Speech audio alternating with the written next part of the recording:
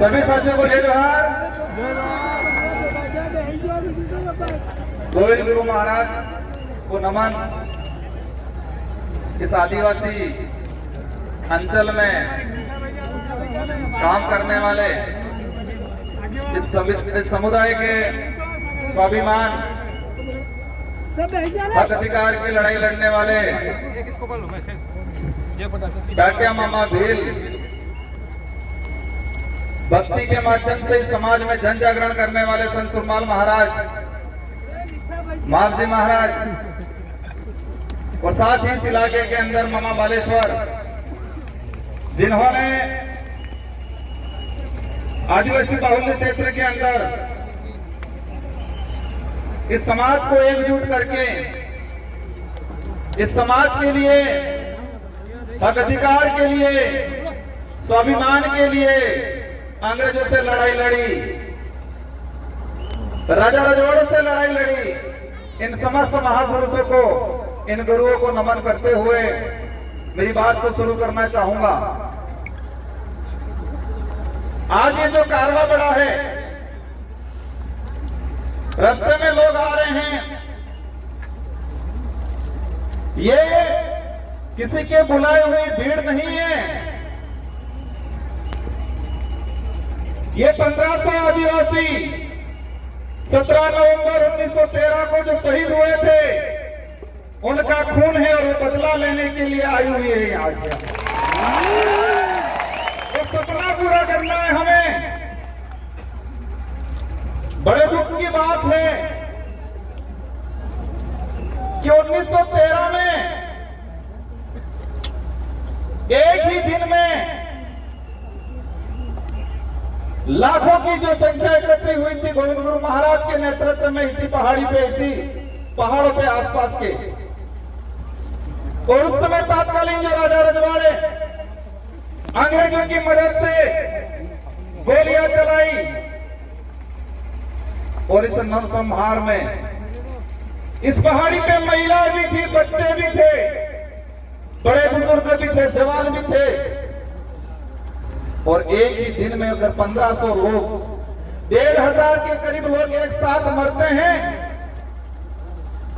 तो आसपास का जो मध्य प्रदेश, जो वर्तमान में राजस्थान, गुजरात, महाराष्ट्र, जो उस समय भील टेरिटरी के नाम से जाना जाता था, उस इलाके में क्या स्थिति बनी होगी।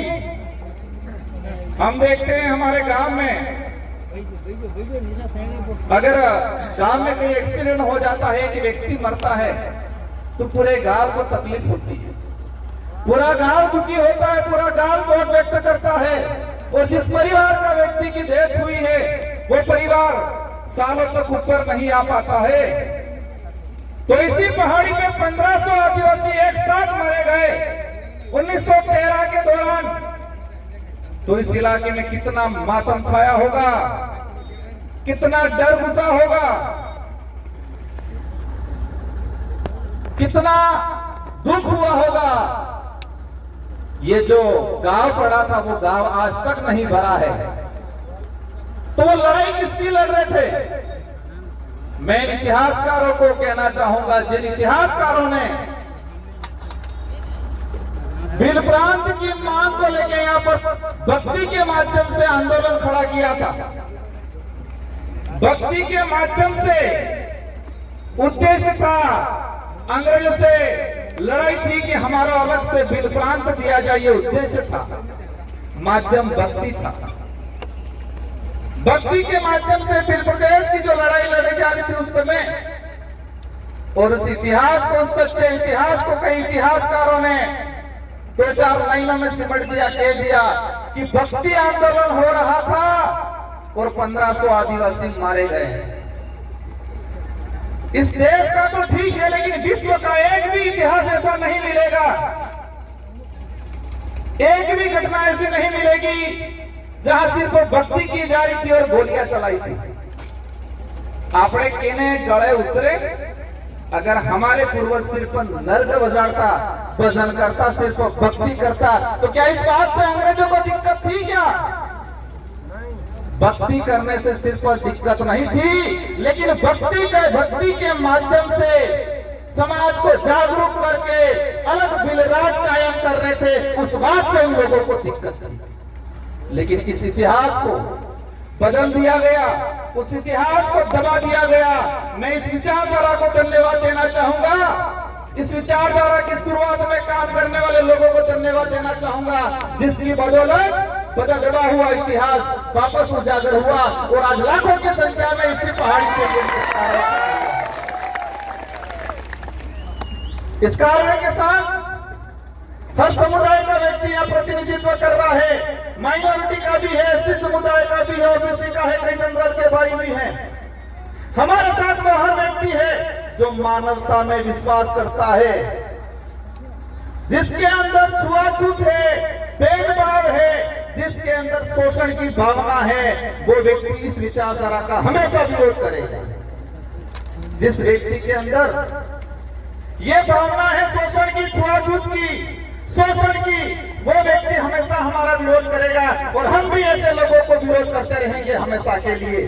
हर उस व्यक्ति का, हर उस समाज का सम्मान करेंगे, हर उस व्यक्ति का सम्मान करेंगे जो मानवता में विश्वास रखता हो, जो छुआछूत में विश्वास नहीं रखता हो, जो शोषण में विश्वास नहीं रखता हो। इन सभी लोगों का, उन सभी समाज का हम सम्मान करेंगे। हमारे पूर्वज भी करते आए थे और हम भी करेंगे। लेकिन अब वो वक्त नहीं रहा है, शोषण होता आया है समाज में, बिल प्रदेश की मांग है। कई लोग चाहते हैं, पूछते हैं क्यों। दुख की बात यह है कि हमारे भी समाज के, इस समाज का सर्टिफिकेट लगा के अधिकारी, कर्मचारी, नेता बन जाते हैं और वो ये भूल जाते हैं कि मैं किस सर्टिफिकेट लगाने की वजह से। मैं ये उनकी योग्यता पे सवाल खड़ा नहीं करना चाहता, लेकिन आदिवासी समुदाय का वो व्यक्ति अगर कहे कि मैंने आदिवासी का सर्टिफिकेट नहीं लगाया और मैं सिर्फ मेरी योग्यता से आगे बढ़ा, ऐसा कोई माई का लाल हो तो बताओ। दुख होता है जिस समाज का सर्टिफिकेट लगा के बड़ा पेश करके बैठते हैं, बड़े अधिकारियों की पोस्ट पे बैठते हैं, लेकिन उस समाज का आदमी उनके पास जाता है तो वो हीन भावना से देखते हैं। लेकिन वो वक्त भी आ गया है कि ऐसे लोगों को भी समाज समय आने पे समाज के बीच में नहीं बैठने देगा और उनके अंतिम संस्कार में 4 लोग भी उनको कंधा देने वाले नहीं मिलेंगे। ये वक्त भी आ रहा है।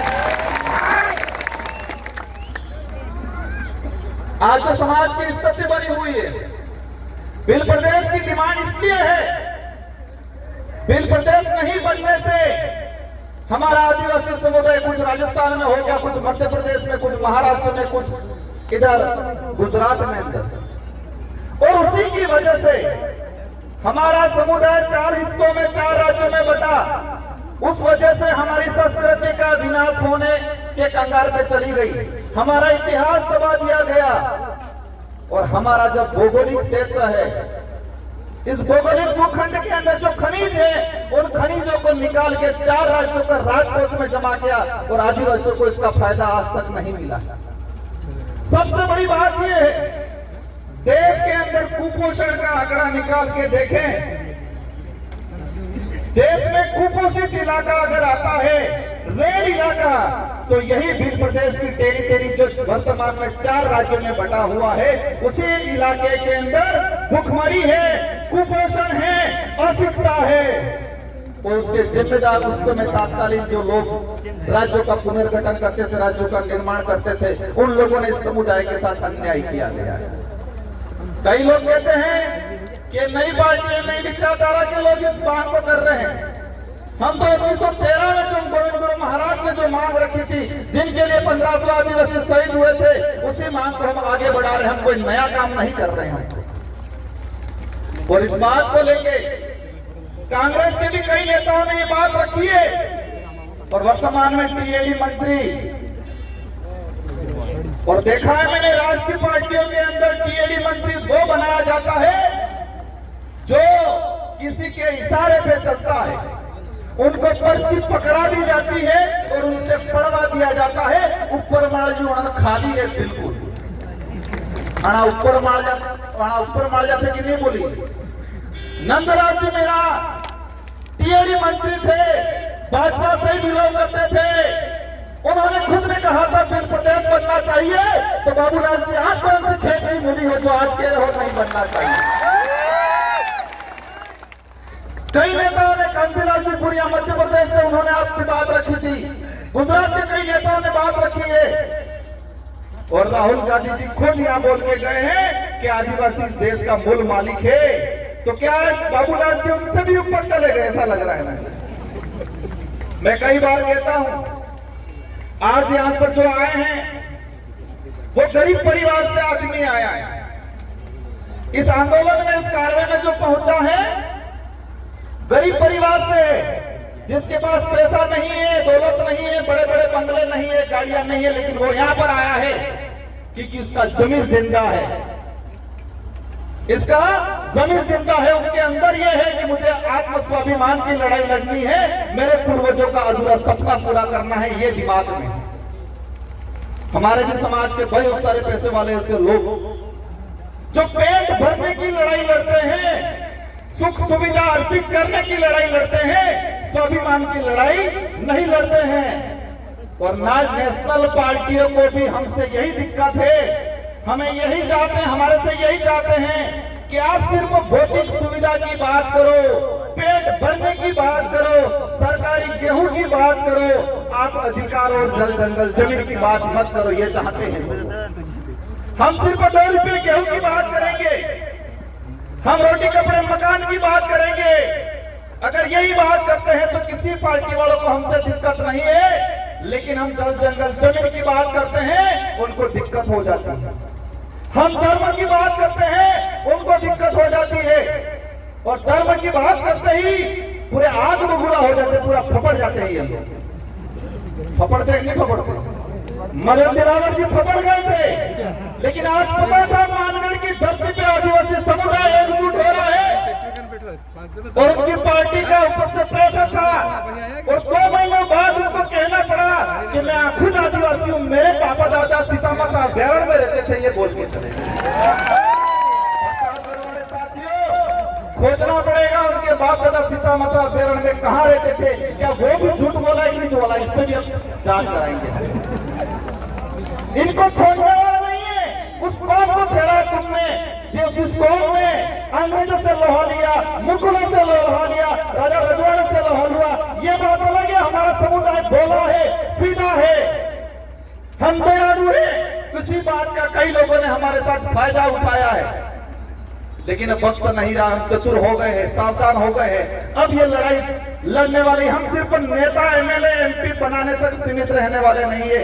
जिस तरह गोविंद गुरु महाराज का भक्ति के माध्यम से बिलराज कायम करने का उद्देश्य था, इसी तरह हम भी हमारा एमएलए एमपी बनाने के माध्यम से बिलराज कायम करने का हमारा जो लक्ष्य है वो पूरा करने वाले हैं।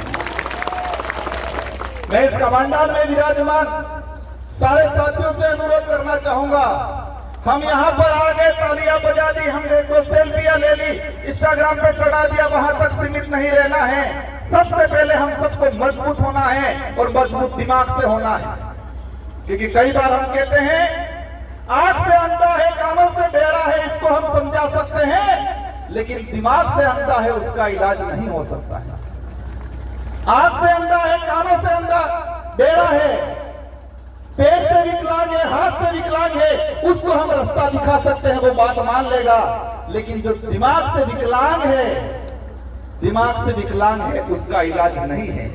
तो हमारे आसपास भी ध्यान रखना है, दिमाग से विकलांग कौन है।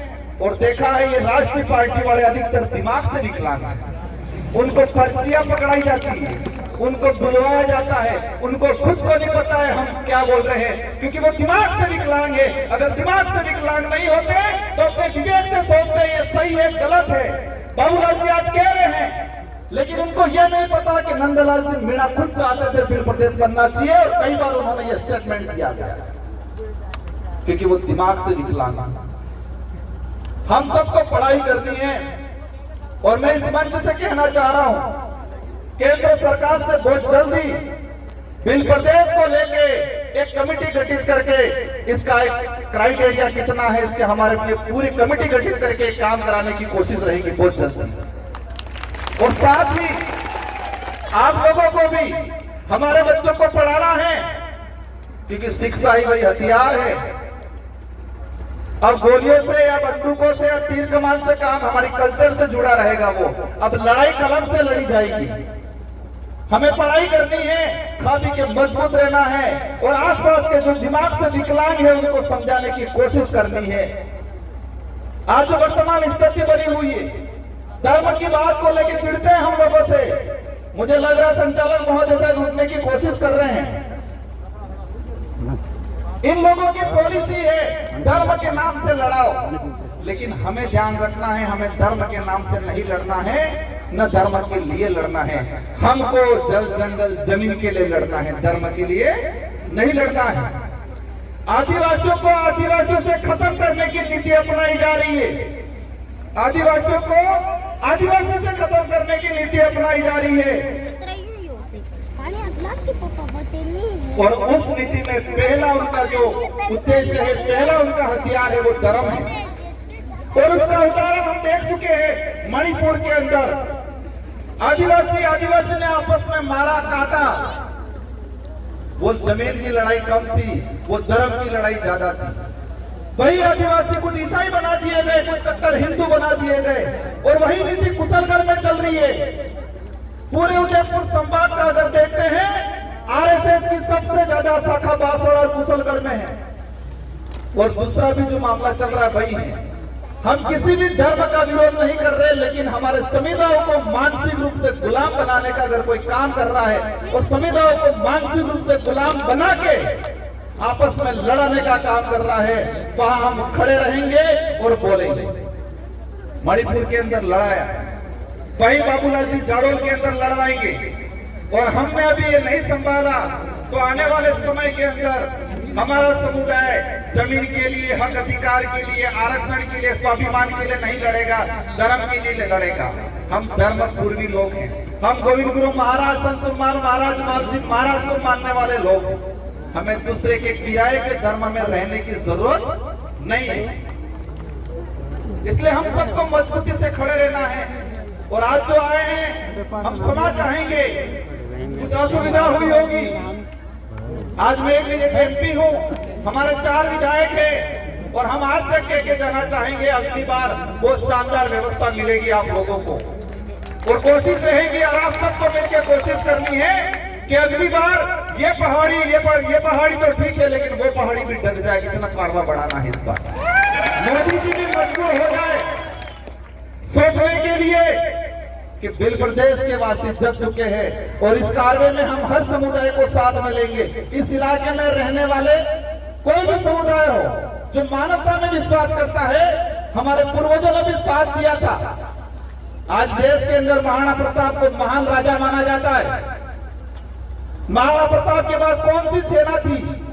इस देश के अन्य सारे राजाओं ने अकबर की अधीनता स्वीकार कर ली, तो महाराणा प्रताप के पास कौन सी ऐसी सेना थी, कौन सी ऐसी तोपें थी? उनके भाई थे जगमाल और पृथ्वी सिंह। वो 2 भाई भी मान सिंह जी के साथ चले गए थे। और महाराणा प्रताप की तरफ से लड़ाई कौन लड़ रहा था? मान सिंह लड़ाई लड़ रहा था। लेकिन मुझे दिक्कत इस बात से है कि पाठ्यक्रम में वो जमीन और स्वाभिमान की लड़ाई थी, लेकिन उस लड़ाई को धर्म की लड़ाई के नाम से जानना चाह रही है लोग। किसकी लड़ाई साबित कर रहे थे इतिहास में? धर्म की लड़ाई थी, ये बोल रहे हैं। वो धर्म की लड़ाई नहीं थी, जमीन की लड़ाई थी, स्वाभिमान की लड़ाई थी। लेकिन आज इसको झूठा परोसा जा रहा है। वही कौम है जो महाराणा प्रताप के साथ खड़ी रही थी। माइनॉरिटी के लोग थे, आदिवासी समुदाय थे, गला कटवाया था और राणा प्रताप को देश के अंदर महाराणा प्रताप का गर्व दिलाया। और वही कौम है। हम उस समुदाय को भी कहना चाहते हैं, आप दूसरे के बहकावे में नहीं आए। पहले भाईचारा था, उस भाईचारे को बढ़ाए। मैं दोबारा वही कहना चाहूंगा, हर उस व्यक्ति का हम साथ देंगे, हर उस व्यक्ति को साथ रखेंगे जो मानवता में विश्वास रखता है, छुआछूत, भेदभाव, शोषण की नीति से दूर रखता है, और हर व्यक्ति का हम साथ देंगे। साथ ही सभी साथियों को शांतिपूर्वक तरीके से जाना है। कुछ असुविधा हुई होगी आयोजन कमेटी ने बहुत शानदार आयोजन किया है। ये जो आज व्यवस्था की है, पुलिस प्रशासन का भी शानदार सहयोग रहा है, अन्य डिपार्टमेंट के लोगों का भी शानदार सहयोग रहा है। फिर भी जो कमी पेशी रही होगी आने वाले साल, ये कमी पेशी आपको नहीं दिखने मिलेगी। हम सब मिलकर कोशिश करेंगे। इन्हीं शब्दों के साथ आप सबको धन्यवाद। आप सभी आज प्रण लेके जाए।